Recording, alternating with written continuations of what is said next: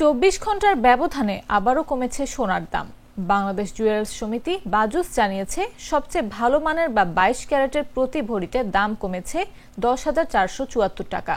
এখন এক ভরি সোনার নতুন দাম 1,93,809 টাকা। স্থানীয় বাজারে তেজাবি সোনার দাম কমায় এই নতুন মূল্য নির্ধারণ করা হয়েছে। বুধবার 29 অক্টোবর থেকে নতুন দাম কার্যকর হবে।